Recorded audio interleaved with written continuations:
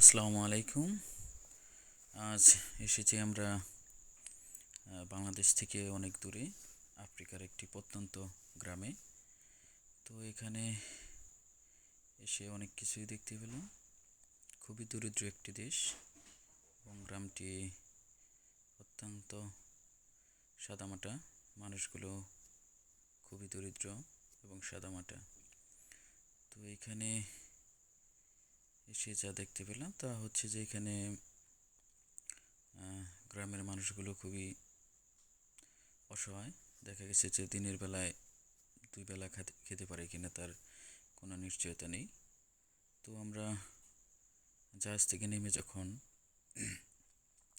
আফ্রিকার গ্রামটিতে ঢুকি তো দেখতে পারি যে গ্রামের সাধারণ মানুষগুলো তাদের প্রতিনিয়ত কাজগুলো করতে পারছে। এখানে একজন দেখা গেছে সাধারণ মানুষ পরিবার নিয়ে বসে আছে তার বাচ্চাদেরকে নিয়ে।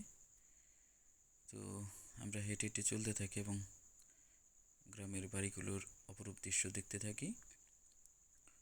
এখানে একটা স্পোর্টসের দোকান, দেখেন কি দরিদ্র একটা বাচ্চা মেয়ে দৌড়ে আসছে, তারা খেলা করছে এবং কেউটা একটা টেপ কল।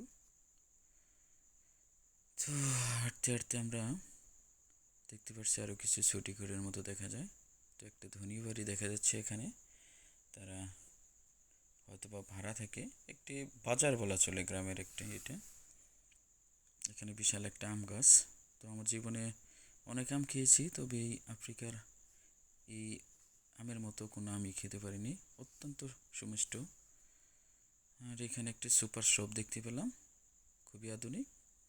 ওদের দেশের কালচার অনুযায়ী এটা একটা আধুনিক একটা মোটরসাইকেল। এরকমই মোটরসাইকেল আমি যতগুলো মোটরসাইকেল দেখেছি এরকমই দেখা যায়।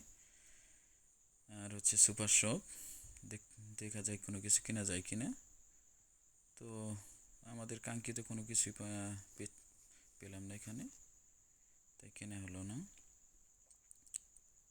এখানে একটি আমের বাজার।